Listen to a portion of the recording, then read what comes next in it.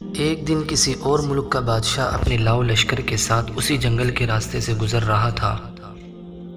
اتفاقاً بادشاہ اسی طرف جا نکلا جدھر شہزادی تھی۔ جب شہزادی کے کانوں میں کسی گھوڑے کے قدموں کی آہٹ پڑی تو جلدی جلدی کسی گھنے درخت پر چڑھ گئی اور اس کے بڑے بڑے پتے توڑ کر اپنی سطر پوشی کر کے چھپ کے بیٹھ گئی۔ بادشاہ بھی آ کے اسی درخت کے نیچے ٹھہر گیا۔ درخت گھنا اور سایہ دار تھا۔ ایک طرف اپنے گھوڑے کو باندھا اور درخت کے سائے میں کپڑا بچھا کر تھوڑی دیر سستانے کی خاطر لیٹ گیا۔ چونکہ اس کا منہ آسمان کی طرف تھا اور وہ اپنے خیالوں میں گم تھا، اس کی نظر درخت کے گھنے پتوں میں پوشیدہ کسی حیت پر پڑی۔ وہ اچھل کر کھڑا ہو گیا اور بلند آواز سے کہنے لگا، اے اللہ کی مخلوق، تم کوئی پری ہو، فرشتہ ہو، جن ہو یا کوئی انسان، جو بھی ہو اپنے آپ کو ظاہر کرو، میں تمہیں کوئی نقصان نہیں پہنچاؤں گا۔ شہزادی نے پکار کر کہا، اے مسافر، میں ایک لاچار لڑکی ہوں، میرے جسم پر کپڑے کے نام پر کچھ بھی نہیں ہے۔ اگر تم اپنے نیچے بچھے چادر کو میری طرف پھینک دو تاکہ میں اسے ڈھانپ کر نیچے اتروں اور تم سے بات چیت کروں۔ بادشاہ نے اپنے نیچے بچھے کپڑے کو اٹھایا، اس کا گولا سا بنا کر اس کی طرف پھینکا۔ شہزادی نے اس کپڑے سے اپنے جسم کو خوب اچھی طرح ڈھانپا اور کسی نہ کسی طریقے سے درخت سے اتر گئی۔ جب بادشاہ نے شہزادی کو دیکھا تو اس کے حواس گم ہو گئے۔ اس کے پورے ملک میں کوئی اتنی خوبصورت لڑکی نہیں تھی۔ پورے دل و جان سے شہزادی پر پرفتہ ہو گیا۔ جھٹ شہزادی سے کہا، میں ایک بادشاہ ہوں، اگر تم برا نہ مانو تو میں تم سے شادی کر کے تمہیں اپنی ملکہ بنانا چاہتا ہوں۔ اندھا کیا چاہے دو آنکھیں۔ شہزادی نے حامی بھری۔ وہ بھی ایک ایسا بندہ چاہتی تھی جو اسے عزت دے۔ بادشاہ خوشی خوشی شہزادی کو لے کر اپنے ملک روانہ ہو گیا۔ اپنے ملک پہنچتے ہی بادشاہ پہلے وزیر کے گھر جا پہنچا اور اس سے کہا، ایسا سمجھو کہ یہ تمہاری بیٹی ہے، میں کل رشتہ مانگنے آؤں گا اور شادی بیاہ رچا کر اپنی امانت یہاں سے اپنے محل لے جاؤں گا۔ وزیر نے آداب بجا کر کہا،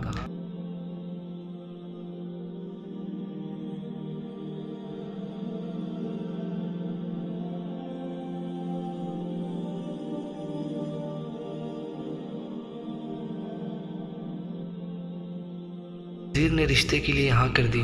ایک دو دن بعد منگنی ہو گئی۔ بادشاہ شہزادی کے عشق میں سب کچھ بھول چکا تھا۔ جلد ہی شادی کا نیوتا بھیجا اور شہزادی کو بیاہ کر اپنے محل لایا۔ بادشاہ اور شہزادی اپنی شادی سے بہت خوش تھے۔ اس دوران بادشاہ نے شہزادی سے اس کے متعلق کچھ نہیں پوچھا تھا۔ چند سال بعد اس کے ہاں بیٹے کی ولادت ہوئی۔ بادشاہ بہت خوش تھا۔ اس نے شہزادی سے، جو اب ملکہ بن گئی تھی، پوچھا، اب جب کہ اللہ نے ہم دونوں کو اولاد نرینہ سے نوازا، تم اب ایک بیٹے کی ماں بن گئی ہو، اب مجھے بتاؤ کہ تم کون ہو، کس کی بیٹی ہو اور کس جگہ سے تمہارا تعلق ہے۔ شہزادی نے کسی طریقے سے بادشاہ کو ٹال دیا۔ ماہ و سال گزرتے چلے گئے۔ بادشاہ کے ہاں دوسرے بیٹے کی ولادت ہوئی۔ بادشاہ نے دوبارہ شہزادی سے وہی سوال دہرایا۔ شہزادی نے پھر بادشاہ کو ٹال دیا۔ آخر کار ان کے ہاں جب تیسرے بیٹے کی ولادت ہوئی تو اس موقع پر بادشاہ نے شہزادی کی حقیقت معلوم کرنے کے لیے بہت دباؤ ڈالا۔ آخر کار شہزادی مان گئی اور بادشاہ کو حقیقت بتائی کہ وہ فلاں ملک کے بادشاہ کی بیٹی ہے۔ بادشاہ کو کس طرح بیٹیوں سے نفرت تھی، اس نے کس طرح مجھے مارنے کا حکم دیا اور دائی نے مجھے کس طرح بچا کر اپنے گھر میں میری پرورش کی۔ بادشاہ نے کس طرح مجھے دیکھا، پھر کس طرح اپنے بھائی کے حوالے کر کے قتل کرنے کا حکم دیا۔ میں اس طرح جنگل میں خوار زندگی گزارنے لگی، وہاں تم نے مجھے دیکھا، مجھے اپنے ساتھ لے کر آئے اور مجھ سے شادی کی۔ بادشاہ نے جب شہزادی کی دکھ بھری کہانی سنی تو اس سے کہا، اپنے آپ کو تیار کرو، میں تمہیں تمہارے ماں باپ کے گھر لے جاؤں گا۔ شہزادی نے بہت منت سماجت کی کہ مجھے میرے ظالم باپ کے سامنے مت لے جاؤ، وہ مجھے قتل کر دے گا، لیکن بادشاہ نہیں مانا۔ آخر کار وہ مجبور ہو کر اپنے ماں باپ کے گھر یعنی سسرال جانے کے لیے تیار ہو گئی۔ بادشاہ نے پورے جاہ و جلال اور طمطراق سے ایک بڑے لشکر کے ساتھ شہزادی اور تینوں بیٹوں کو بھیجا، لیکن خود کچھ ملک کے ضروری کاموں کی وجہ سے رک گیا۔ اپنے وزیر، وکیل اور قاضی کو شہزادی کے ساتھ کر دیا اور کہا کہ تم لوگ ملکہ کو لے کر روانہ ہو جاؤ، میں پہلی، دوسری یا تیسری منزل پر تم لوگوں سے ضرور آ کر ملوں گا۔ وزیر، وکیل اور قاضی شہزادی کو لے کر لاؤ لشکر کے ساتھ اس کے ماں باپ کے ملک کی طرف روانہ ہو گئے۔ شام ہوتے ہوتے انہوں نے پہلے منزل پر پہنچ کر پڑاؤ ڈالا۔ خادموں نے شہزادی کا خیمہ کھڑا کیا۔ تب شہزادی نے دیکھا کہ وزیر کا خیمہ بھی اس کے خیمے کے بالکل قریب کھڑا کیا گیا ہے۔ شہزادی نے وزیر کو بلا کر اس سے پوچھا، اے وزیر، تم جانتے ہو کہ میں ایک بادشاہ کی بیٹی اور ایک بادشاہ کی بیوی ہوں، تم اپنا خیمہ یہاں سے دور لگوا دو۔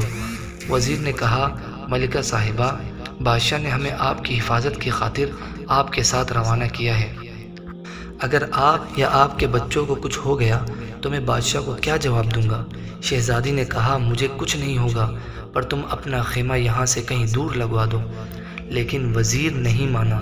خیمے لگ گئے، کھانا وغیرہ کھایا گیا، رات ہو گئی تھی، تھکے ہارے لوگ سو گئے۔ وزیر کے دل میں کھوٹ تھا، اسے نیند نہیں آ رہی تھی۔ آخر آدھی رات کو اٹھا اور شہزادی کے خیمے میں داخل ہو گیا۔ شہزادی پہلے سے ہی بھانپ چکی تھی کہ وزیر بدداد کی نیت میں کھوٹ ہے۔ آہٹ پا کر شہزادی جاگ گئی۔ دیکھا کہ وزیر ہے تو اسے للکار کر باہر نکلنے کو کہا، لیکن وزیر آگے بڑھنے لگا۔ شہزادی نے کہا، اے بدذات وزیر، تم جانتے ہو کہ میں ایک بادشاہ کی بیٹی ہوں اور ایک بادشاہ کی بیوی بھی۔ نہ میں نے برائی کی ہے اور نہ کسی کا برا چاہا۔ مجھے مخلوق کے سامنے بدنام مت کر اور میرے خیمے سے نکل جا۔ لیکن بے غیرت وزیر نہیں ٹلا۔ جب شہزادی نے دیکھا کہ وزیر کسی صورت نہیں مان رہا تو اس نے اپنے بڑے بیٹے کو وزیر کے سامنے کیا کہ تمہیں اس بچے کے سر کی قسم اس طرح مت کرو۔ اسے اللہ رسول کے واسطے دیے ان کی دہائی دی، لیکن بدکردار وزیر کے دماغ میں شیطان پوری طرح سے گھر کر چکا تھا۔ وہ آگے بڑھا اور تلوار نکال کر ایک ہی وار سے بچے کا سر دھڑ سے الگ کیا۔ شہزادی سمجھ گئی کہ بدذات وزیر بالکل بھی نہیں ٹلے گا۔ اس نے وزیر سے کہا، تم اب بالکل بھی نہیں ٹلو گے، میں ایک پاک عورت ہوں، اس وقت بھی وضو میں ہوں، مجھے اتنا موقع دو کہ میں اپنے وضو کو توڑ کر آ جاتی ہوں، تب تمہارا جو دل چاہے وہ کرو۔ وزیر نے کہا، جاؤ اور جلدی آ جانا۔ شہزادی خیمے سے باہر نکل گئی، بھاگتی ہوئی وہاں سے دور ایک بڑی جھاڑی کے پیچھے چھپ گئی۔